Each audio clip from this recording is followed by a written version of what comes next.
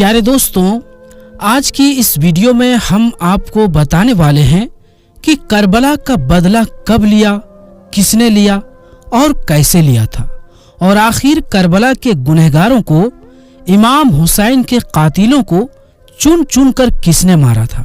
یہ سب کچھ ڈیٹیل سے جاننے کے لیے اس ویڈیو کو آخر تک ضرور دیکھیے گا۔ پیارے دوستوں، 65-66 کے دور کی بات ہے کہ جب کوفہ کے علاقے پر مختار سقفی نے قبضہ حاصل کر لیا تو حکومت پاتے ہی مختار سقفی نے یہ اعلان کر دیا کہ میں قاتلان امام حسین میں سے ایک کو بھی دنیا میں چلتے پھرتے نہیں رہنے دوں گا۔ اگر میں ایسا نہ کروں تو مجھ پر اللہ و رسول کی لعنت ہے۔ پھر مختار سقفی نے لوگوں سے کہا کہ مجھے ہر اس شخص کا نام اور پتہ بتاؤ جو حضرت امام حسین کے مقابلے میں کربلا گیا تھا۔ تو لوگوں نے ایک ایک کا نام اور پتہ بتانا شروع کر دیا۔ تو پھر مختار نے ایک ایک کو قتل کرنا اور سولی پر لٹکانا شروع کر دیا۔ مختار نے ایک دن کہا کہ میں کل ایک شخص کو قتل کروں گا کہ جس سے تمام مسلمان اور فرشتے بھی خوش ہوں گے۔ حسیم بن اسود نخعی اس وقت مختار کے پاس بیٹھا ہوا تھا۔ وہ سمجھ گیا کہ عمرو بن سعد کل مارا جائے گا، اس لیے وہ اپنے گھر پر گیا اور اس نے اپنے بیٹے کو رات میں ابن سعد کے پاس بھیج کر خبردار کر دیا کہ تم اپنے آپ کو بچانے کا انتظام کرو، مختار سقفی کل تمہیں قتل کرنا چاہتا ہے۔ مگر مختار چونکہ اپنے حکومت کے شروعاتی زمانے میں ابن سعد سے بہت ہی اچھے طریقے سے پیش آتا تھا، اس لیے اس نے کہا مختار ہمیں قتل نہیں کرے گا۔ دوسرے دن صبح کو مختار نے ابن سعد کو بلانے کے لیے اپنا آدمی بھیجا تو ابن سعد خود نہیں گیا، اپنے بیٹے حفص کو بھیج دیا۔ مختار نے اس سے پوچھا تیرا باپ کہاں ہے؟ اس نے کہا وہ اب گھر میں چھپا رہتا ہے، گھر سے باہر نہیں نکلتا۔ مختار نے کہا اب اس کی حکومت کہاں گئی؟ جس کے لیے فرزند رسول کا خون بہایا تھا، اب وہ کیوں اپنی حکومت سے الگ ہو کر گھر میں بیٹھا ہے؟ حضرت امام حسین کی شہادت کے دن وہ کیوں نہیں اس کام کو چھوڑ دیا تھا؟ پھر مختار نے اپنے کوتوال ابو امرہ کو بھیجا کہ ابن سعد کا سر کاٹ کر لے آئے۔ وہ ابن سعد کے پاس گیا اور اس کا سر کاٹ کر اپنی کوبہ کے دامن میں چھپا کر مختار کے پاس لے آیا اور اس کے سامنے رکھ دیا۔ مختار نے حفص سے پوچھا پہچانتے ہو یہ سر کس کا ہے؟ اس نے انا للہ و انا الیہ راجعون پڑھی، پھر کہا یہ میرے باپ کا سر ہے اور اب ان کے بعد زندگی میں کوئی مزہ نہیں۔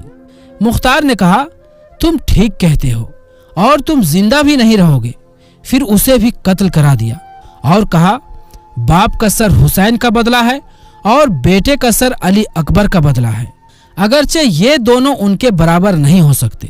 خدا کی قسم اگر میں قریش کے 3 دستے بھی قتل کر ڈالوں تب بھی وہ سب حسین کی انگلیوں کے برابر نہیں ہو سکتے۔ پھر مختار نے دونوں کے سر حضرت محمد بن حنفیہ رضی اللہ تعالی عنہ کے پاس بھیج دیا۔ پیارے دوستوں، اب آپ کو خولی بن یزید کا انجام کے بارے میں بتاتے ہیں۔ خولی وہ بدبخت انسان ہے جس نے حضرت امام حسین کے سر انور کو جسم اقدس سے جدا کیا۔ مختار سقفی نے اپنے کوتوال ابو امرہ کو کچھ سپاہیوں کے ساتھ اس کی گرفتاری کے لیے بھیجا۔ ان لوگوں نے آ کر خولی کے گھر کو گھیر لیا۔ جب اس بدبخت کو معلوم ہوا تو وہ ایک کوٹری میں چھپ گیا اور بیوی سے کہہ دیا کہ تم کہہ دینا کہ میں نہیں جانتی کہ وہ کدھر ہیں۔ کوتوال نے اس کے گھر کی تلاشی کا حکم دیا۔ اس کی بیوی باہر نکل آئی۔ کوتوال نے پوچھا کہ تمہارا شوہر کہاں ہے؟ چونکہ جس وقت سے خولی حضرت امام حسین کا سر لایا تھا وہ اس کی دشمن ہو گئی تھی، اس لیے اس نے زبان سے تو کہا کہ مجھے معلوم نہیں کہ وہ کہاں ہیں، مگر ہاتھ کے اشارے سے اس کے چھپنے کی جگہ بتا دی۔ سپاہی اس کے جگہ پر پہنچے تو دیکھا کہ سر پر ایک ٹوکرا رکھے ہوئے زمین پر چپکا ہوا ہے۔ اس کو گرفتار کر کے لے جا رہے تھے کہ مختار سقفی کوفہ کی سیر کے لیے نکلا تھا۔ راستے میں مل گیا۔ اس کے حکم سے خولی کے گھر والوں کو بلا کر ان کے سامنے اسے راستے پر ہی قتل کر دیا گیا۔ پھر اسے جلایا گیا۔ جب تک اس کی لاش جل کر راکھ نہیں ہو گئی مختار وہیں کھڑا رہا۔ پیارے دوستوں، اب آپ کو شمر کا انجام کے بارے میں بتاتے ہیں۔ मुस्लिम बिन अब्दुल्लाह ज़ियाबी का बयान है कि जब हजरत इमाम हुसैन के मुकाबले में करबला जाने वालों को पकड़ पकड़ कर मुख्तार कत्ल करने लगा तो हम और शिमर जिल जोशन तेज रफ्तार घोड़ों पर बैठकर कूफा से भाग निकले। तो मुख्तार सख्फी के गुलाम ज़रबी ने हमारा पीछा किया। हमने अपने घोड़ों को बहुत तेजी से दौड़ाया, लेकिन ज़रबी हमारे करीब आ गया। शिमर ने हमसे कहा कि तुम घोड़े को तेजी से दौड़ाकर हमसे दूर हो जाओ, शायद ये गुलाम मेरे लिए आ रहा है। हम अपने घोड़े को खूब तेजी से भगाकर शिमर से अलग हो गए। गुलाम ने पहुंचते ही उस पर हमला कर दिया। पहले तो शिमर उसके वार से बचने के लिए घोड़े को घुमाता रहा, और जब ज़रबी अपने साथियों से दूर हो गया तो शिमर ने एक ही वार में उसकी कमर तोड़ दी। जब मुख्तार के सामने ज़रबी लाया गया और उसको वाक़या मालूम हुआ तो उसने कहा, अगर ये मुझसे मशवरा करता तो मैं कभी इसे शिमर पर हमला करने का हुक्म ना देता। ज़रबी को कत्ल करने के बाद शिमर कल्तानिया गांव में पहुंचा, जो दरिया के किनारे मौजूद था। शिमर ने गांव के एक किसान को बुलाकर बहुत मारा पीटा और उसे मजबूर किया कि मेरा ये खत मुसअब बिन जुबैर के पास पहुंचाओ। उस खत पर यह पता लिखा था। शिमर जिल जोशन की तरफ से अमीर मुसअब बिन जुबैर के नाम के खत को किसान लेकर रवाना हुआ। रास्ते में एक बड़ा गांव आबाद था, जहां कोतवाल अबू उमरा कुछ सिपाहियों के साथ जंगी चौकी कायम करने के लिए आया हुआ था। यह किसान उस गांव के किसान से मिलकर शिमर ने जो उसके साथ ज्यादती की थी उसको बता रहा था कि एक सिपाही उनके पास से गुजरा। उसने शिमर के खत और उसके पते को देखा तो पूछा कि शिमर कहाँ है। उसने बता दिया। मालूम हुआ कि 15 किलोमीटर के दूरी पर है। अबू उमरा तुरंत अपने सिपाहियों को लिए हुए शिमर की तरफ चल पड़ा। मुस्लिम बिन अब्दुल्लाह का बयान है कि मैं रात में शिमर के साथ था। मैंने उससे कहा कि अच्छा रहेगा कि हम लोग इस जगह से रवाना हो जाएं, इसलिए कि हमें यहाँ डर मालूम होता है। उसने कहा कि मैं 3 दिन के पहले यहाँ से नहीं जाऊंगा और तुम्हें डर शायद मुख्तार कज़्ज़ाब की वजह से है। तुम उससे डर गए हो। हम जहाँ ठहरे थे वहाँ रीछ यानी भालू बहुत ज्यादा थे। अभी ज्यादा रात नहीं गुजरी थी और मुझे बराबर नींद नहीं आई थी कि घोड़ों की टापों की आवाज आई। मैंने अपने दिल में कहा कि रीछ होंगे, मगर जब आवाज तेज हो गई तो मैं उठकर बैठ गया, अपनी आंखों को मसलने लगा और कहा, यह रीछों की आवाज हरगिज नहीं हो सकती। इतने में उन्होंने पहुंचकर तकबीर कही और हमारी झोपड़ियों को घेरे में ले लिया। हम अपने घोड़े छोड़ पैदल ही भागे। वो लोग शिमर पर टूट पड़े, जो पुरानी चादर ओढ़े हुए था और उसके बरस की सफेदी चादर के ऊपर से नजर आ रही थी। वो कपड़े और जीरा वगैरह भी नहीं पहन सका। उसी चादर को ओढ़े हुए नेज़े से उनका मुकाबला करने लगा। अभी हम थोड़ी दूर ही गए हुए थे कि तकबीर की आवाज के बाद हमने सुना कि अल्लाह ने खबीस को कत्ल कर दिया। फिर उन लोगों ने उसके सर को काटकर लाशों को कुत्तों के लिए फेंक दिया। हाथ पांव काटकर तड़पने के लिए छोड़ दिया गया।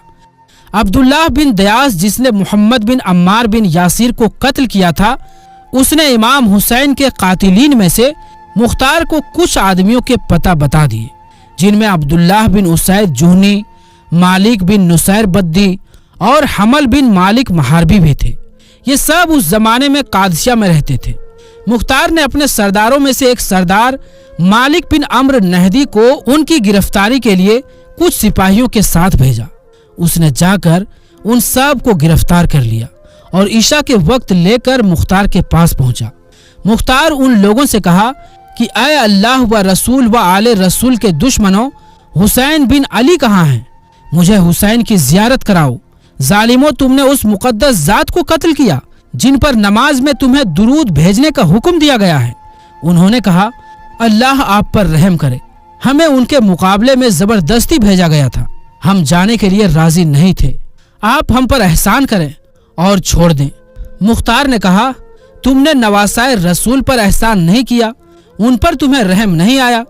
तुमने उन्हें और उनके बच्चों को प्यासा रखा, पानी तक नहीं पीने दिया, और आज हमसे एहसान मांगते हो। फिर बद्दी से कहा, तुमने हजरत इमाम हुसैन की टोपी उतारी थी। अब्दुल्लाह बिन कामिल ने कहा, जी हाँ, यही वो शख्स है जिसने उनकी टोपी उतारी थी। मुख्तार ने हुक्म दिया, दोनों हाथ पांव काट कर इसको छोड़ दिया जाए ताकि इसी तरह ये तड़प तड़प कर मर जाए। चुनांचे उसके हुक्म पर अमल किया गया। बद्दी के हाथों और पैरों से खून का धारा बहता रहा, यहाँ तक कि वो मर गया। उसके बाद जुहनी और महारबी को भी कत्ल कर दिया गया। अब आपको हकीम के बारे में बताते हैं। हकीम बिन तुफैल ताई वो बदनसीब इंसान है जिसने करबला में हजरत अब्बास अलमदार के लिबास व असलहा पर कब्जा किया था और हजरत इमाम हुसैन रजी अल्लाह ताला अन्हु को तीर मारा था। मुख्तार ने अब्दुल्लाह बिन कामिल को उसकी गिरफ्तारी के लिए कुछ सिपाहियों के साथ भेजा। वो उसे पकड़कर मुख्तार की तरफ चला। हकीम के घर वाले अदी बिन हकीम के पास फरियाद करने लगे कि आप मुख्तार से सिफारिश करके उसको छुड़ा दें। मुख्तार सख्फी अदी की बहुत कद्र किया करते थे। वो सिफारिश के लिए मुख्तार के पास पहुंच गए। वो अदी के साथ इज्जत से पेश आया और उन्हें अपने पास बिठाया। अदी अपने आने की वजह बयान की। मुख्तार ने कहा, ऐ अबू जरीफ, क्या आप कातिलाने हुसैन के लिए भी सिफारिश करते हैं? उन्होंने कहा कि हकीम पर झूठा इल्जाम लगाया गया है। मुख्तार ने कहा, अच्छा तो हम उसे छोड़ देंगे। सिपाहियों को रास्ते में मालूम हुआ कि अदी मुख्तार के पास हकीम की सिफारिश के लिए गए हैं। उन्होंने अपने सरदार इब्ने कामिल से कहा कि मुख्तार अदी की सिफारिश कबूल कर लेंगे और ये खबीस बच जाएगा।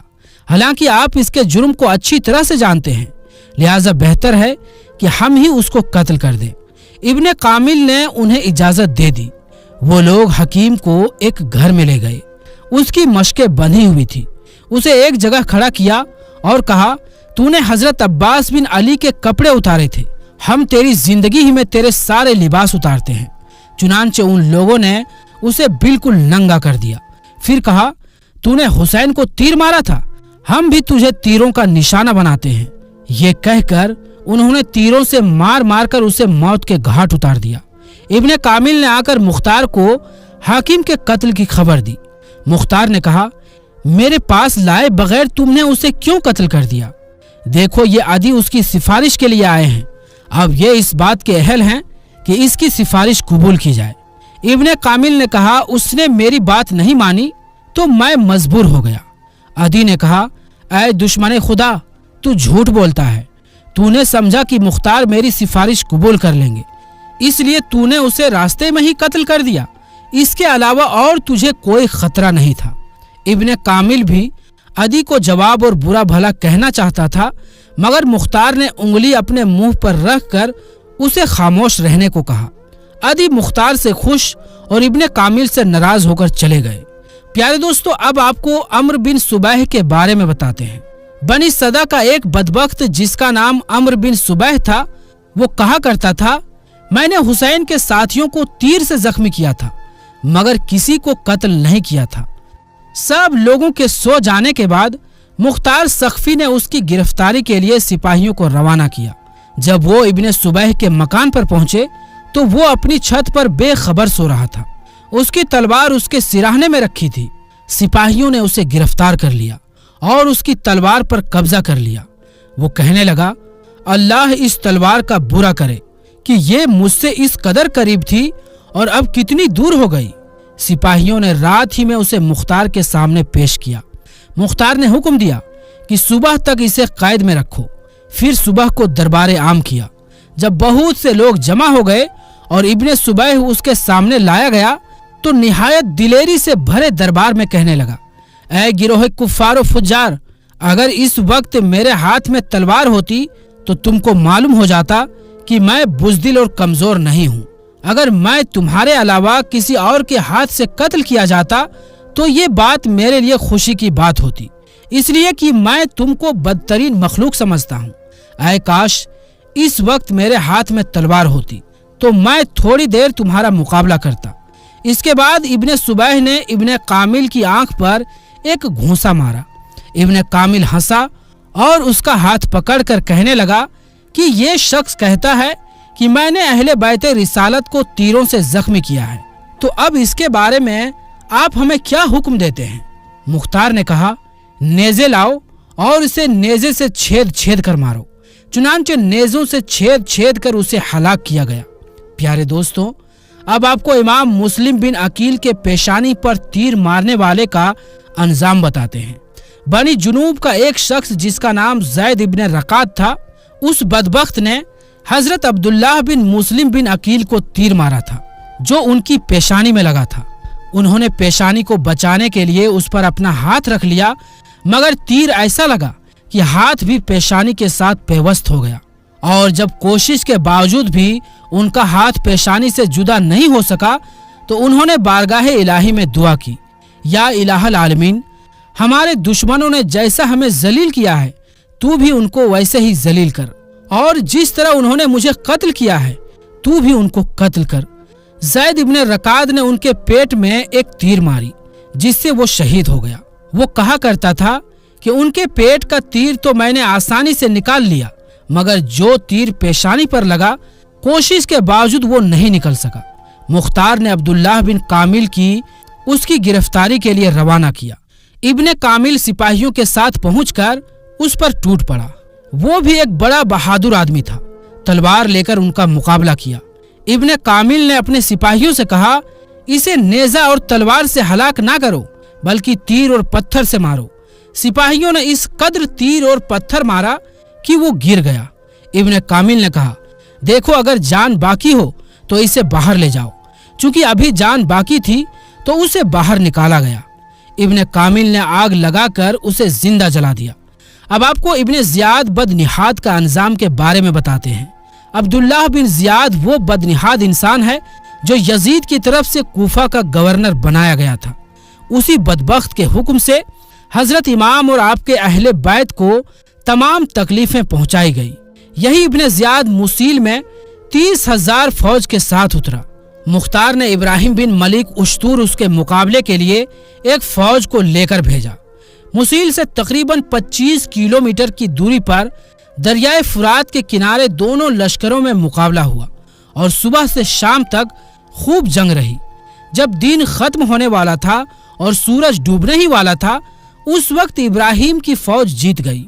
ابن زیاد کو ہار ہوئی اور اس کے ساتھی بھاگ نکلے۔ ابراہیم نے حکم دیا کہ دشمن کی فوج میں سے جو ہاتھ آئے اسے زندہ نہ چھوڑا جائے۔ چنانچہ بہت سے لوگ مارے گئے۔ اسی ہنگامے میں ابن زیاد بھی فرات کے کنارے محرم کی 10ویں تاریخ 67 ہجری میں مارا گیا اور اس کا سر کاٹ کر ابراہیم کے پاس بھیجا گیا۔ ابراہیم نے مختار کے پاس کوفہ میں بھجوایا۔ مختار نے دارالامارت کوفہ کو سجایا اور اہل کوفہ کو جمع کر کے ابن زیاد کا سر ناپاک اسی جگہ رکھوایا جس جگہ اس مغرور حکومت اور بندائے دنیا نے حضرت امام حسین رضی اللہ تعالی عنہ کا سر مبارک رکھا تھا۔ مختار نے کوفہ کے لوگوں سے کہا کہ اے کوفہ کے لوگوں، دیکھ لو کہ حضرت امام حسین کے خون ناحق نے ابن زیاد کو نہ چھوڑا۔ آج اس نامراد کا سر اس ذلت و رسوائی کے ساتھ یہاں رکھا ہوا ہے۔ 6 سال ہوئے ہیں، وہی تاریخ ہے، وہی جگہ ہے۔ خداوند عالم نے اس مغرور فرعون خصال کو ایسی ذلت و رسوائی کے ساتھ ہلاک کیا۔ اسی کوفہ اور اسی دارالامارت میں اس بیدین کے وقت ہلاک پر جشن منایا جا رہا تھا۔ ترمذی شریف کی حدیث میں ہے کہ جس وقت ابن زیاد اور اس کے سرداروں کے سر مختار کے سامنے لا کر رکھے گئے تو ایک بڑا سانپ نامودار ہوا۔ اس کی ہیبت سے لوگ ڈر گئے۔ وہ تمام سروں میں پھرا۔ جب عبید اللہ بن زیاد کے سر کے پاس پہنچا تو اس کے نتنے میں گھس گیا اور تھوڑی دیر ٹھہر کر اس کے منہ سے نکلا، اور اس طرح 3 بار سانپ اس کے اندر داخل ہوا اور غائب ہوا۔